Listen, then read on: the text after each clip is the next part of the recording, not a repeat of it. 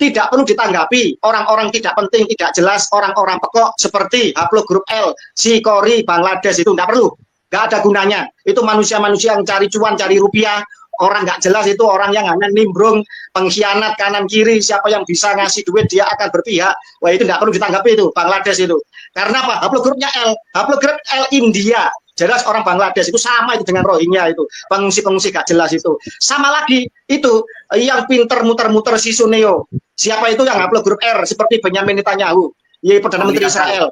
Yang iya si Matt Romley yang ngaku historian ternyata palsu cuma 2 SKS. Nggak perlu ditanggapi, dia itu semua penipu palsu. Nggak ada, itu hanya cari cuan kepada Robito Alawiyah. Robito Alawiyah atau Pak Alwi ini penipu, ditipu lagi sama orang-orang penipu ini. Tapi ya hebatlah bisa menipu penipu. Berarti kan luar biasa prestasinya. Ya, gitu saja.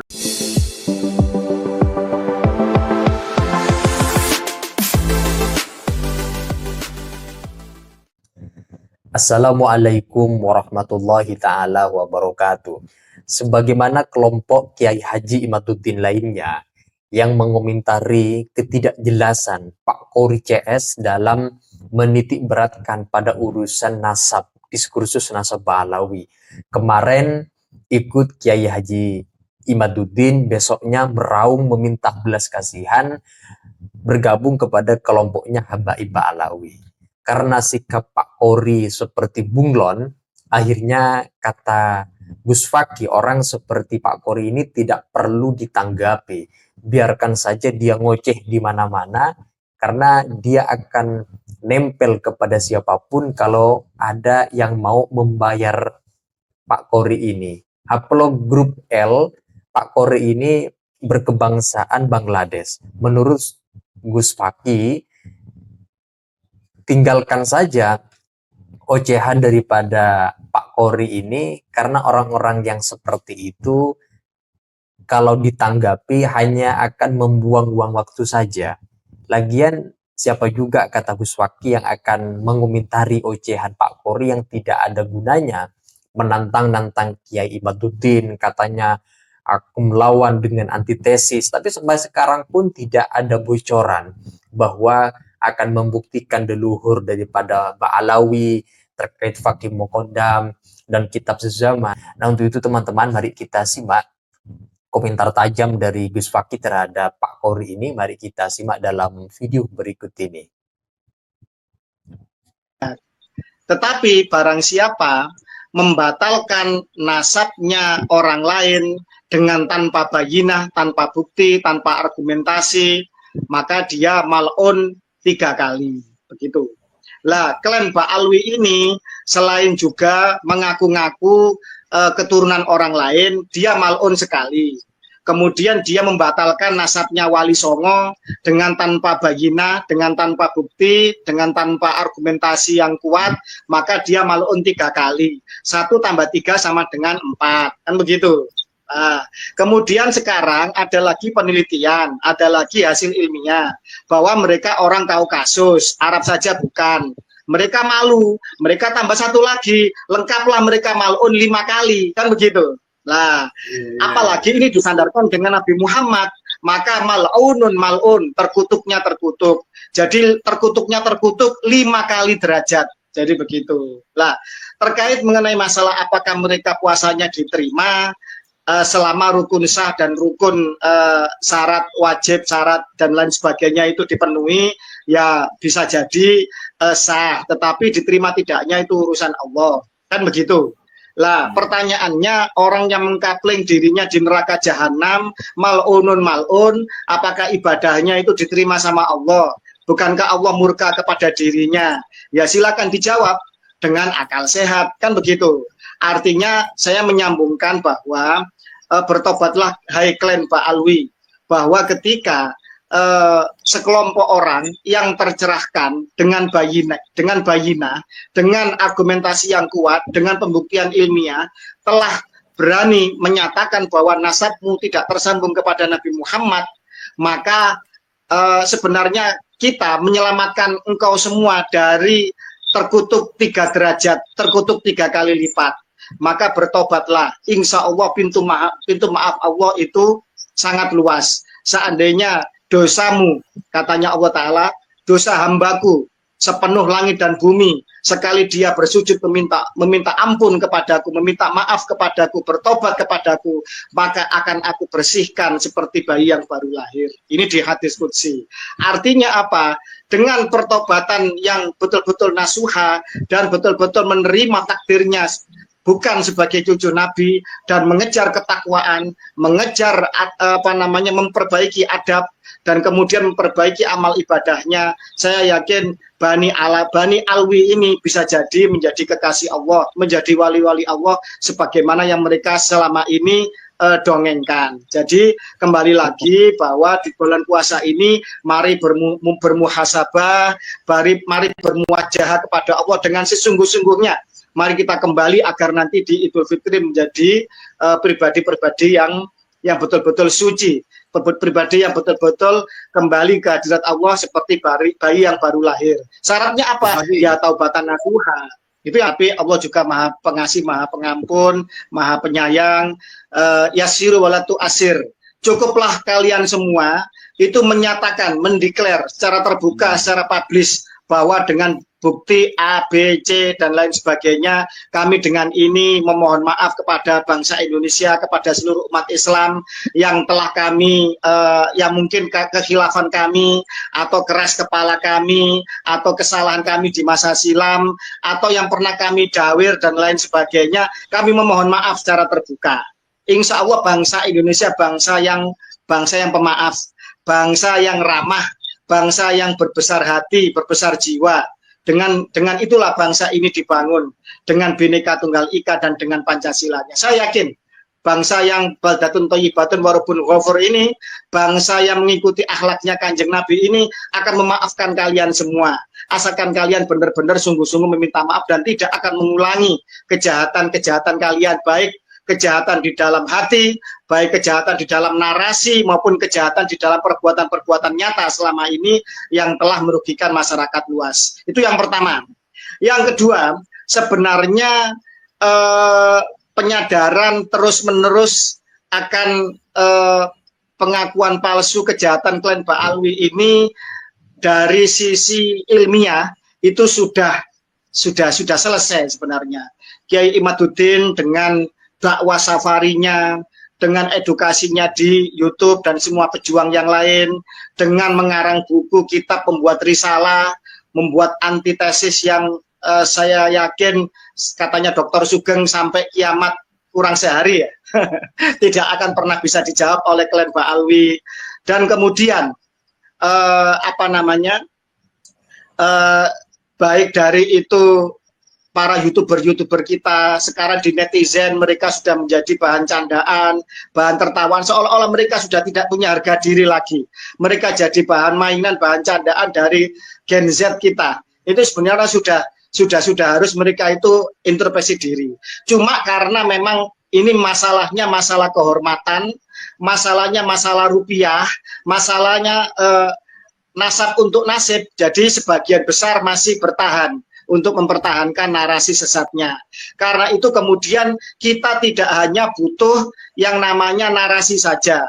Kita harus melangkah lebih maju, melangkah lebih ke depan, melangkah lebih cerdas. Yaitu apa? Yaitu bahwa alhamdulillah kita harus melibatkan negara. Dan insya Allah petinggi-petinggi negara sudah mulai pada turun. Tapi yang heran PBNU masih sampai hari ini masih melakukan pembodohan-pembodohan. Ya tinggal tunggu saatnya. Tapi insya Allah di dalam pemangku negara sudah mulai ada kepedulian, ada perhatian, dan ada tindakan lah insya Allah tidak lama lagi. Itu yang pertama. Yang kedua, kita perlu untuk melangkah lebih cerdas, lebih taktis pada level masalah hukum. Bahwa suatu kejahatan tidak boleh dibiarkan. Ini mutlak benar. Ketika suatu kejahatan tidak juga orang itu insaf, maka harus ada punishment, harus ada hukum. Maka kemudian yang terjadi adalah bahwa kita harus menyeret kejahatan ini, pemalsuan sejarah, pemalsuan makam, dan lain sebagainya, ini ke ranah hukum. Dan ternyata tidak hanya pada ranah hukum terkait masalah pernasapan saja, ternyata sekarang terbongkar bahwa mereka tidak pernah ya mayoritas klan Arab sebenarnya. Tetapi wabil khusus klan Ba'alwi yang rasis ini, yang jahat ini, ternyata tidak pernah mengajukan kewarganegaraan. Negara seolah membiarkan atau abai atau khilaf atau negara melakukan tebang pilih, di mana keturunan asing lainnya seperti etnis Tionghoa ini sampai dipaksa untuk melakukan mengajukan kewarganegaraan.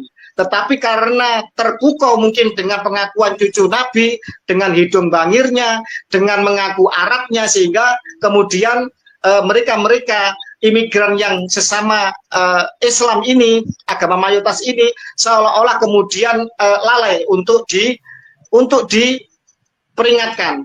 Sebenarnya diperingatkan sudah 2 kali. Tahun 47 sama tahun 58. 2 kali pemerintah Indonesia memperingatkan klan Arab untuk mengajukan kewarganegaraan, tapi mereka bandel, mereka seolah-olah ingin melanjutkan supremasi kelasnya sebagai kelas elit sebagaimana zaman penjajahan Belanda. Dan alhamdulillah sekarang sudah digugat di Mahkamah Konstitusi. Apapun hasilnya, entah Mahkamah Konstitusi nanti akan tegak lurus dengan konstitusi itu sendiri, ataukah Mahkamah Konstitusi akan masuk angin, wallahu a'lam. Sejarah nanti yang akan menjadi saksi dan menjadi hakim seadil-adilnya nanti bagi para pemangku bangsa ini bila mereka tidak melakukan keadilan. Yang jelas apa yang dilakukan oleh Kang Mas Subhan, sarjana hukum, magister hukum, untuk menggugat kewarganegaraan klan Ba'alwi adalah mengingatkan, membuka mata semua anak bangsa bahwa mereka bukan warga negara Indonesia. Itu. Kemudian yang paling penting lagi, kita telah membuat banyak laskar. Ada laskar Sabilillah, Perjuangan Wali Songo Indonesia yang sangat solid, yang sangat luar biasa gebrakannya. Dengan panglimanya yang ganteng, gagah, berhidung mancung, Gus Abbas Buntet, yang mirip-mirip dengan orang Arab asli, kan begitu.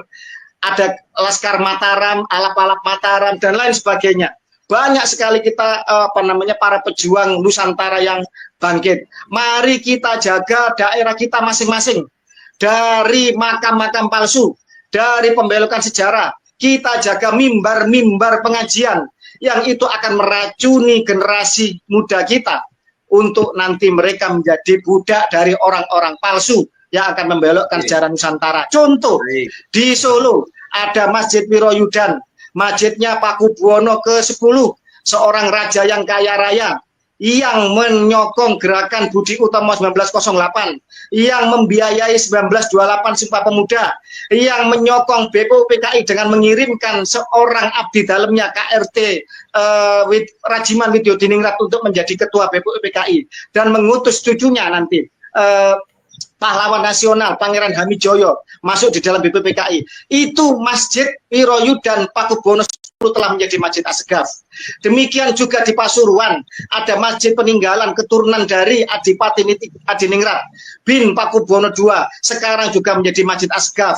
Alhamdulillah keturunan Niti Adiningrat, para pejuang Nusantara di Pasuruan, baik dari PWI, dari Naat, dari NU, Banser, semuanya itu ikut pakai blangkon, ikut pakai jarit untuk meramaikan tiap malam bulan purnama di Pajimatan, di depan Masjid Jamek, Masjid Agung Pasuruan, untuk ziarah ke makam Niti Adiningrat sebagai adipati pemangku asli Pasuruan. Artinya apa? 500 sampai 1000 orang tiap malam bulan purnama pakai blangkon, solawatan dengan langgam Jawa, ziarah ke makam Pajimatan, pendiri, pahlawan, dan orang yang memiliki warisan asli Pasuruan. Alhamdulillah, semoga di daerah-daerah lain timbul kebangkitan yang sama. Dan mohon maaf, kita harus lebih maju melangkah. Tidak perlu ditanggapi orang-orang tidak penting, tidak jelas, orang-orang pekok seperti Haplo Grup L, Sikori, Bangladesh, itu tidak perlu. Nggak ada gunanya. Itu manusia-manusia yang cari cuan, cari rupiah. Orang nggak jelas itu orang yang hanya nimbrung, pengkhianat kanan kiri, siapa yang bisa ngasih duit dia akan berpihak. Wah, itu tidak perlu ditanggapi itu, Bangladesh itu. Karena apa? Haplogrupnya L, haplogrup L India. Jelas orang Bangladesh itu sama itu dengan Rohingya itu, pengungsi-pengungsi gak jelas itu. Sama lagi itu yang pinter muter-muter si Suneo Siapa itu yang upload grup R seperti Benyamin Netanyahu, ya Perdana Menteri Israel. Yang iya si Mark Romley yang ngaku historian ternyata palsu cuma 2 SKS. Nggak perlu ditanggapi, dia itu semua penipu palsu. Nggak ada, itu hanya cari cuan kepada Robito Alawiyah. Robito Alawiyah atau Ba'alwi ini penipu, ditipu lagi sama orang-orang penipu ini. Tapi ya hebatlah bisa menipu penipu. Berarti kan luar biasa prestasinya. Ya, gitu saja. Penjelasan yang terakhir dari Gus Fakih menarik. Katanya Pak Kori ini hanya mencari cuan. Bergabung kepada kelompoknya Ba'alawi ini hanya iming-iming untuk mendapatkan keuntungan. Sebelumnya ikut Kiai Haji Imaduddin, bergabung kepada kelompok Kiai Imad, tapi sekarang berwajah lain. Ikut kepada barisan Habaib Ba'alawi. Bahkan sampai membuat statement akan membela mati nasabah Alawi untuk melawan Kiai Imad. Disuruh kalangan habaib duduk manis, yang akan melawan kelompok Kiai Imad itu adalah Pak Kori sendiri. Itu disebarkan di media sosial pernyataan dari Pak Kori. Itu saja teman-teman, silakan kalau kalian ingin menyampaikan pendapat terkait dengan komentar pedas dari Gus Fakih kepada Pak Kori yang terakhir. Silakan tulis pendapat kalian di dalam komentar sana. Sekian dari saya. Wassalamualaikum warahmatullahi wabarakatuh.